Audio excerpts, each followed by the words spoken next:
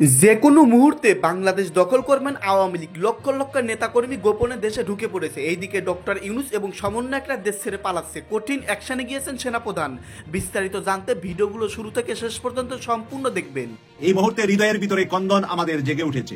প্রত্যেকটা মানুষের হৃদয়ের ভিতরে এখন খুব খারাপ অবস্থায় আছি। একটা সময় তিনি দেশে ফিরবেন এবং দেশে ফেরার পর এই জামাত শিবির সহ যত রাজাকার আছে তাদের উপরে ব্যাপক হার্ডলাইনে যেতে চলেছে। তাদের বিচার তিনি করবেনই এবং তিনি দাবি করেছেন যে আল্লাহ তাআলা তাকে এই জন্যই বাঁচিয়ে রেখেছে।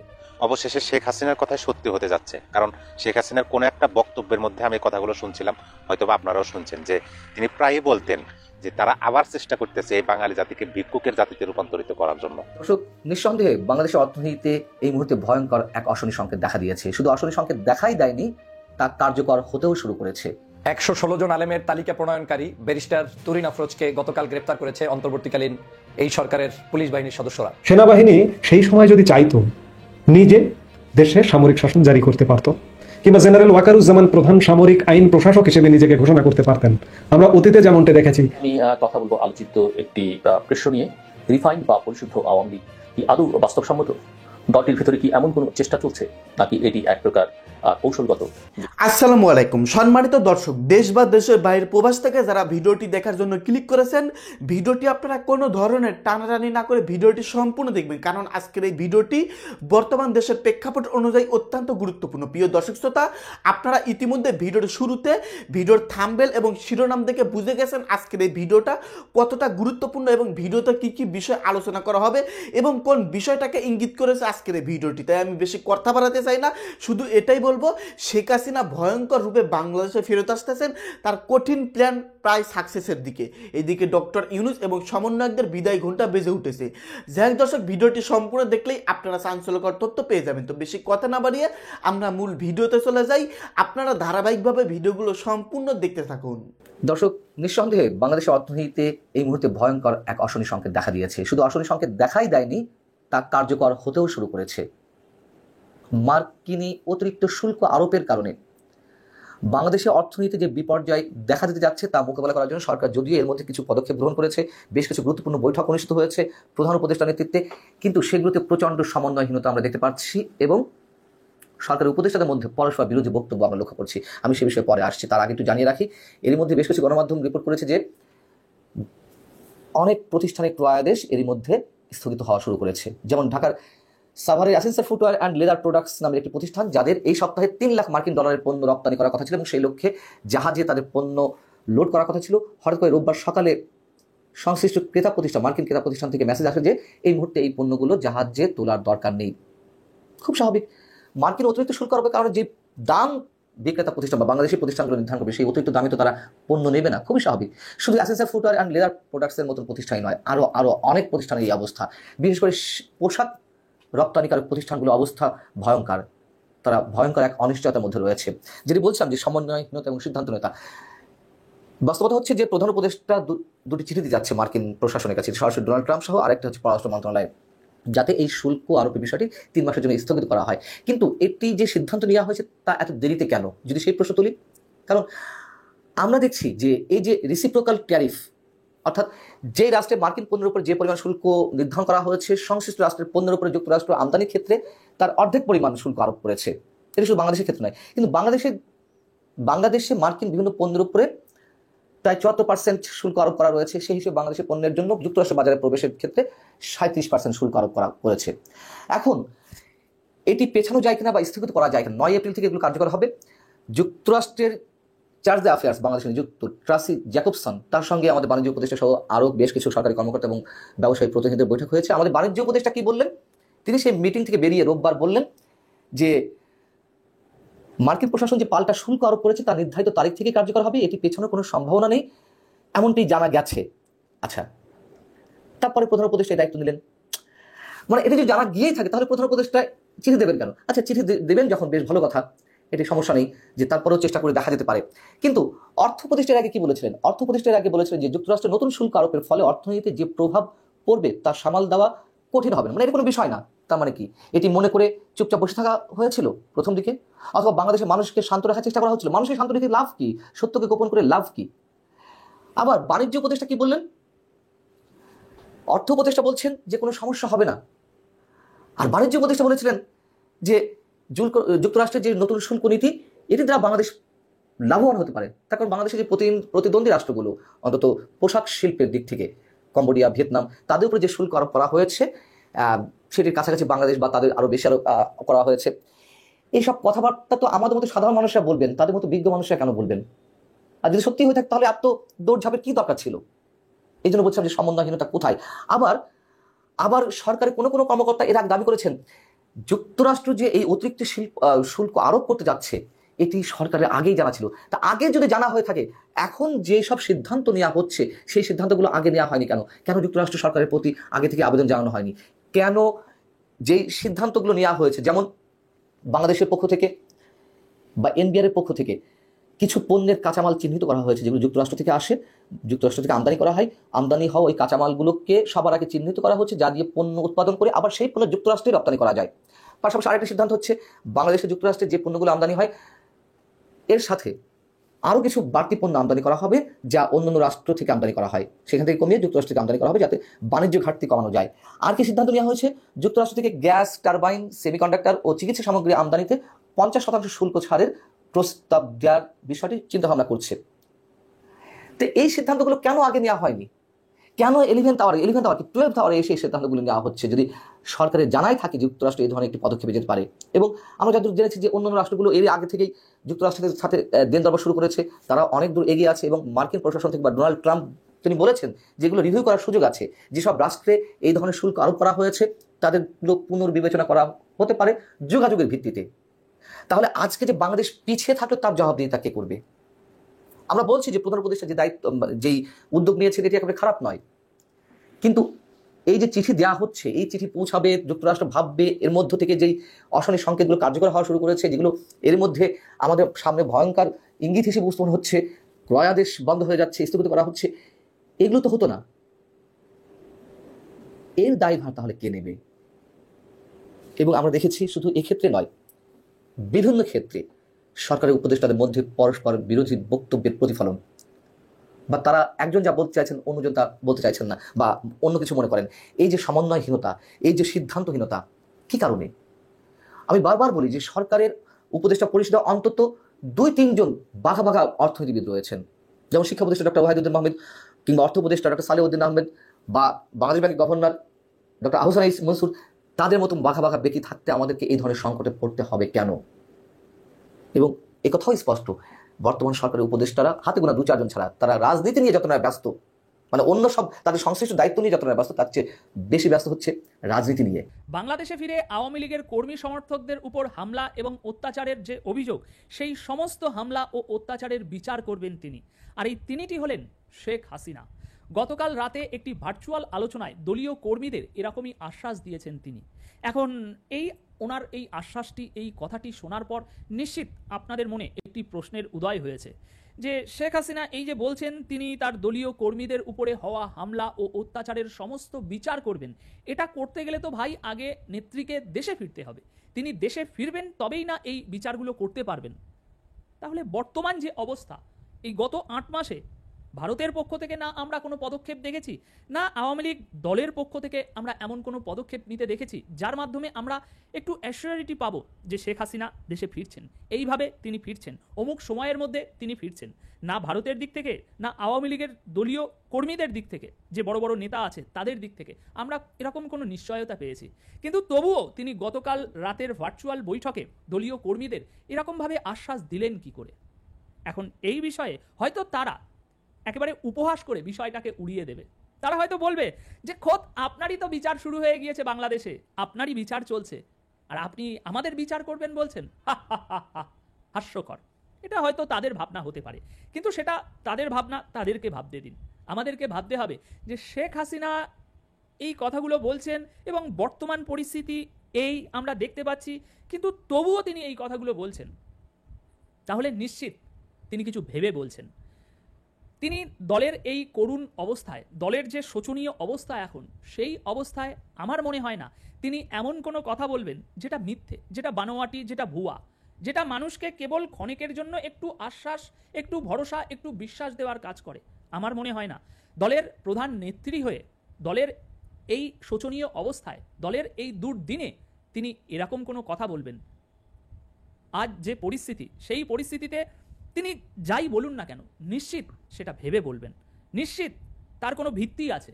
তিনি যদি আজ বলে থাকেন যে আমি দেশে ফিরবো, বিচার করব, তাহলে নিশ্চিত তিনি কিছু ভেবে বলছেন। হয়তো আমরা সেই বিষয়গুলো দেখতে পাচ্ছি না। রাজনীতিতে, বিশেষ করে ভূ রাজনীতিতে, জিও পলিটিক্সে এমন অনেক বিষয় হয়, কূটনীতিতে এমন অনেক বিষয় চলে যা আমরা উপর থেকে দেখতে পাই না। জিনিসটা ঘটে গেলে, ডেভেলপমেন্টটা হয়ে গেলে আমরা বুঝতে পারি, ও এইভাবে এটা হয়েছে, এর সাথে এটা হয়েছে, এর সাথে এটা হয়েছে, ও তাহলে এতদিন ধরে এই পরিকল্পনাটা চলছিল এবং এই পরিকল্পনার মাফিক ধীরে ধীরে ধীরে ধীরে এই পুরো ডেভেলপমেন্টটা হয়েছে। সেই ডেভেলপমেন্টটা হওয়ার পর আমরা ডটগুলো কানেক্ট করতে পারি, তার আগে পর্যন্ত নয়। তার আগে যদি আমরা কানেক্ট করে নিতে পারি, জেনে যেতে পারি, তাহলে সেই কূটনীতির কোনো মূল্য থাকে না। সুতরাং তিনি গতকাল রাত্রে ভার্চুয়াল আলোচনায় দলীয় কর্মীদের এবং দেশের সকল মানুষদের উদ্দেশ্যে, বিশেষ করে আওয়ামী লীগ সমর্থকদের উদ্দেশ্যে তিনি আরও যেসব কথা বলেছে, প্রায় 1 ঘন্টার উপরে এই আলোচনাটি হয়েছে, সেখানে তিনি বিশেষ বিশেষ যে কথাগুলো বলেছেন সেগুলো এখন আমি আপনাদের সামনে উপস্থাপন করব। কিন্তু তার আগে এই জিনিসটা আমরা একটু পরিষ্কার হয়ে নিলাম যে শেখ হাসিনা তিনি আজ বা এর আগে কিংবা আগামী দিনে যাই বলবেন, নিশ্চিত তিনি কিছু ভেবে বলছেন, নিশ্চিত তার কাছে সেরকম কোনো ভিত্তি আছে, তবেই তিনি এই কথাগুলো বলছেন। সুতরাং তার কথার উপরে আমাদেরকে এখন অটুট বিশ্বাস রাখতে হবে, বিশ্বাস হারালে হবে না এবং তাকে তার যথাযথ মর্যাদা দিয়ে আমাদেরকে স্থান দিতে হবে। দর্শক, আলোচনার একটি পর্যায়ে তিনি কর্মী সমর্থকদের উদ্দেশ্যে বলেছেন যে চিন্তা করবেন না, আমি খুব শীঘ্রই আসব। এখন এই বাংলাদেশ ছাড়ার পর থেকে তিনি মোটামুটি বিভিন্ন সময়ে দলীয় কর্মীদের সঙ্গে এরকমই ভার্চুয়াল যোগাযোগ চালিয়ে গিয়েছেন, যা আওয়ামী লীগের মেন যে অফিসিয়াল পেজ, সেই সমস্ত জায়গায় এই আলোচনাগুলো সরাসরি সম্প্রচার করা হয়। তো সেরকমই গতকাল রাতের একটি ভার্চুয়াল আলোচনায় 1 ঘন্টারও বেশি সময় ধরে এই আলোচনাটা চলেছে। আর ওই আলোচনা পর্বে তিনি দলীয় কর্মী সমর্থকদের সমস্ত সমস্যার কথা শুনছিলেন এক এক করে শেখ হাসিনা। কর্মী সমর্থকরা বিশেষত যা দাবি করেছে যে তাদের পরিবারের উপর বিভিন্ন ধরনের অত্যাচার চালানো হচ্ছে, তাই তিনি সবাইকে আশ্বস্ত করেছেন যে তিনি এই সমস্ত ঘটনার বিচার করবেন এবং তিনি এটাও বলছেন কর্মী সমর্থকদের উদ্দেশ্যে যে আল্লাহ আমাকে সেই জন্যই বাঁচিয়ে রেখেছেন যে আমি যাতে এই জালেমদের বিচার করতে পারি, চিন্তা করবেন না, আসছি আমি, তিনি এমনটাই বলেছেন। এছাড়াও এই যে আলোচনা সভাটি হচ্ছিল গতকালকের, এই আলোচনা সভায় উপস্থিত ছিলেন বিশেষত আপনার অল ইউরোপিয়ান আওয়ামী লীগের সভাপতি মোহাম্মদ নজরুল ইসলাম। তারও দাবি যে বিচার একদিন হবে আর সেই দিনটি খুব বেশি দূরে নয়। মোটামুটি 1 ঘন্টা 11 মিনিট ধরে এই আলোচনা চলেছে। আর এই আলোচনায় আরও বিশেষ যে বিষয়গুলো উঠে এসেছে সেগুলো হচ্ছে আওয়ামী লীগ সরকারের আমলের সময় যেমনভাবে দেশ চলছিল এবং বর্তমান বাংলাদেশের পরিস্থিতি কি, সেগুলো তুলনা টেনে বিভিন্ন রকম কথাবার্তা আলোচনা হয়েছে। এছাড়াও শেখ হাসিনা যে বক্তৃতা দিয়েছে, সেই বক্তৃতার একটা বড় অংশ জুড়ে তিনি ব্যাপকভাবে আক্রমণ চালিয়েছে অন্তর্বর্তী সরকারের প্রধান উপদেষ্টা মোহাম্মদ ইউনূসকে। এছাড়াও আওয়ামী লীগ নেত্রী দাবি করছেন যে আমরা আমাদের প্রতিপক্ষের সঙ্গে এমন ব্যবহার করিনি, কিন্তু সুৎখোর ইউনূস সেই একই জিনিসটা করেছে। এছাড়াও এই আলোচনায় তিনি বিশেষ আরেকটি বিষয় যা বলেছেন সেটি হলো 5ই আগস্ট পরবর্তী সময় থেকে এই জামাত শিবির জঙ্গিদের হাতে আওয়ামী লীগের যে সমস্ত নেতাকর্মীরা শহীদ হয়েছেন, সেই শহীদ পরিবারের উদ্দেশ্যে তিনি বলেছেন যে আপনারা সকলে ধৈর্য ধরুন। বাংলাদেশের পরিস্থিতির কথা আমরা অ্যামনিস্টি ইন্টারন্যাশনালের মতো আন্তর্জাতিক মানবাধিকার প্রতিষ্ঠান সহ অন্যান্য আন্তর্জাতিক মঞ্চে ইতিমধ্যেই পৌঁছে দিয়েছি এবং সামনে আরও অতিরিক্তভাবে আমরা এই সমস্ত কিছু আন্তর্জাতিক আপনার মানবাধিকার সংস্থার কাছে একে একে তুলে ধরা হবে। তো মোটামুটি ওনার গতকালকের এই আলোচনায় প্রধান হাইলাইটেড যে বিষয় দুটি ছিল সেটি হলো তিনি দেশে ফিরবেন, এটা নিশ্চিত। আজ নয়তো কাল, কাল নয়তো পরশু একটা সময় তিনি দেশে ফিরবেন এবং দেশে ফেরার পর এই জামাত শিবির সহ যত রাজাকার আছে তাদের উপরে ব্যাপক হার্ডলাইনে যেতে চলেছে, তাদের বিচার তিনি করবেনই এবং তিনি দাবি করেছেন যে আল্লাহ তাআলা তাকে এই জন্যই বাঁচিয়ে রেখেছে। যদি এদের বিচার না করার হতো, এদেরই রাজত্ব কায়েম করার হতো, তাহলে 5ই আগস্টে তার জীবন চলে যেত, এমনটাই তার দাবি। তো দর্শক, এ বিষয়ে আমি আবারও আপনাদেরকে বলবো যে আশাহত হবেন না। শেখ হাসিনা আজ এই পরিস্থিতিতে যে কথাগুলো বলছে সেগুলোর প্রতি সম্পূর্ণ বিশ্বাস রাখবেন, কারণ তিনি নিশ্চয়ই কিছু ভেবে বলছেন, তিনি নিশ্চয়ই কিছু বিবেচনা করে বলছেন। তো এখন শেষ করার আগে আপনাদের মতামত জানতে চাই, শেখ হাসিনা দেশে ফিরবেন এবং সমস্ত রাজাকারের বিচার করবেন? 116 জন আলেমের তালিকা প্রণয়নকারী ব্যারিস্টার তুরিন আফরোজকে গতকাল গ্রেপ্তার করেছে অন্তর্বর্তীকালীন এই সরকারের পুলিশ বাহিনীর সদস্যরা। আপনারা জানেন এই তুরিন আফরোজ তিনি হচ্ছেন এমন একজন ব্যক্তি যিনি বাংলাদেশের আলেম সমাজের বিরুদ্ধে রিপোর্ট তৈরি করে তারপরে সেই রিপোর্ট জমা দিয়েছিলেন দুর্নীতি দমন কমিশনের কাছে। আমি সে নিয়ে বহুবার টকশো করেছি, প্রতিবাদ করেছি। বাংলাদেশের বিভিন্ন ঘরানার আলেম, মানে এক বাক্যে যারা আলেম, বিভিন্ন মার্কাজের সাথে সম্পৃক্ত, কওমি ভিত্তিক প্রতিষ্ঠানের সাথে সম্পৃক্ত, দরবার ভিত্তিক মাদ্রাসার সাথে সম্পৃক্ত, কিংবা জামাত, হেফাজত, চরমনাই ভিত্তিক বিভিন্ন জায়গায় যারা সম্পৃক্ত, এই সর্বঘরানার এক বাক্যে যারা ইসলামের মূল কাজ করছে বাংলাদেশে, তাদের মধ্য থেকে 116 জনের নাম লিস্ট করে দুর্নীতি দমন কমিশনে জমা দিয়েছিলেন এই তুরিন আফরোজ এবং বিচারপতি মানিক। বিচারপতি মানিক ছিলেন সেই জায়গায় চেয়ারম্যানের দায়িত্ব পালন করেছেন, আর তুরিন আফরোজ ছিলেন সেক্রেটারি তথা সদস্য সচিবের দায়িত্ব পালন করেছেন। আপনারা জানেন যে 2022 সালের 11 মে দুদক চেয়ারম্যান মঈনুদ্দিন আব্দুল্লাহর হাতে একটি শ্বেতপত্র তুলে দেন গণকমিশন, যেই গণকমিশনটার সদস্য সচিব হচ্ছেন এই তুরিন আফরোজ, এবং এই গণকমিশনের মূল দায়িত্ব পালন করেছেন বিচারপতি শামসুদ্দিন চৌধুরী মানিক চেয়ারম্যান হিসেবে। এবং তাদের 5 সদস্যের একটা কমিটি সেখানে গিয়ে তখনকার সময় এই আলেমদের তালিকা তৈরি করে তাদের হাতে জমা দেন। কত বড় ধৃষ্টতা! চিন্তা করে দেখেছেন যে আলেমদের তালিকা, বাংলাদেশে আলেমরা এমন উচ্ছিষ্ট হয়ে গিয়েছে যে আলেমদেরকে জঙ্গি, সন্ত্রাস বিভিন্ন নামে বেনামে দিয়ে তাদের এগুলোকে উৎসাহ যোগাচ্ছে। এই আলেমরা এগুলো বলে বাংলাদেশের আলেমদের তালিকা করলো কোন সময়? আওয়ামী লীগের 2022 সালে। তো যেই আওয়ামী লীগ এই কার্যক্রম আপনার করলো, যেই আওয়ামী লীগের সময় এই তালিকাগুলো হলো, সেই আওয়ামী লীগের সময় বাংলাদেশের প্রত্যেকটি জায়গায় দুর্নীতি হয়েছে, দুষ্কৃতি হয়েছে, অন্যায় হয়েছে, অবিচার হয়েছে, কোনো কিছু বাদ যায় নাই। তারা আবার 116 জন আলেমের নামে শ্বেতপত্র প্রকাশ করে। দেখেন, জঙ্গি ও অর্থায়নে সাম্প্রদায়িক সম্পত্তি বিনষ্টের অভিযোগে, মানে বাংলাদেশে সাম্প্রদায়িক সম্পত্তি বিনষ্ট নাকি আলেমরা করে, অথচ আলেমরা বাংলাদেশে না থাকলে এদেশের সাম্প্রদায়িক সম্প্রীতিই তো রক্ষা হতো না। আমরা ঈদের নামাজে যাই, আমরা জুমার নামাজে যাই, প্রতিটা মুহূর্ত যে খুতবাগুলো শুনি, তার মানে কি? আমরা সেখানে কি শুনি? সুশৃঙ্খলভাবে চলতে হবে, দেশকে ভালো রাখতে হবে, ধর্ম পালন করতে হবে, কর্মময় জীবন গঠন করতে হবে, পরিবারে শান্তি রাখতে হবে, সমাজটাকে বিনির্মাণ করতে হবে, ভালো মানুষ তৈরি করতে হবে। এই আলোচনাগুলো যারা করেন তারা হয়ে গেলেন কি?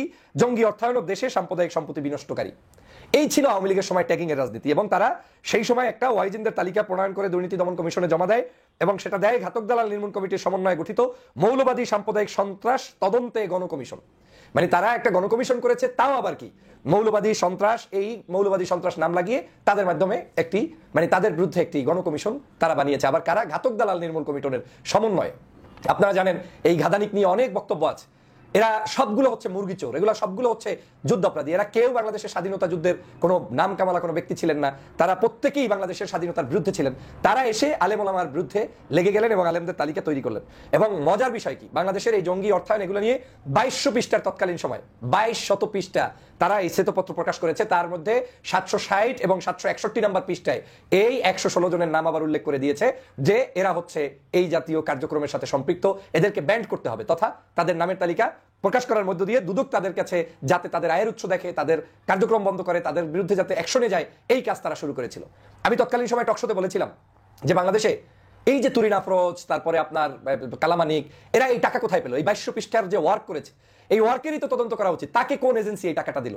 আলেমদের বিরুদ্ধে আপনি যে তালিকা করলেন, আপনি কওমি মাদ্রাসায় গেলেন, তারা বলেছেন যে হাজারো শিক্ষা প্রতিষ্ঠান ভিজিট করেছে, সেখানে গিয়ে ইন্টারভিউ নিয়েছে।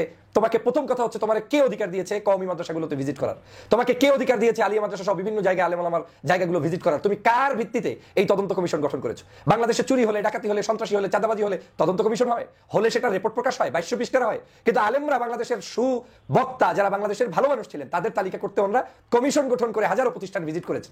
তারপরে এই যে 2200 পৃষ্ঠার একটা বিশাল রচনা সামগ্র রেডি করলেন, এটার মধ্যে যে এত বড় তালিকা করলেন, এই টাকা পাইলেন কোথায়? জবাব তারা দিতে পারে নাই। এই তুরিন আফরোজ হচ্ছে সেই তুরিন যে তার আপন মাকে ঘর থেকে বের করে দিয়েছিল। পত্রপত্রিকা আছে, সার্চ করে দেখেন। সংসারে শান্তি নাই, অশান্তির মূল এরা হচ্ছে কালামানিক। এই মানিকের সাথে হচ্ছে এদের সম্পর্ক। এই তুরিন আমার ভয়তে টকশোতে তখন আসে নাই। 2টা প্রোগ্রামে দাওয়াত দিয়েছে, সেখানে তিনি উপস্থিত থাকতে অপারগতা প্রকাশ করেছিলেন যে ডক্টর ফয়জুল থাকলে সেখানে যাবে না। নিশ্চয়ই আপনারা সেই সময়কার টকশো লাইভগুলো দেখেছেন।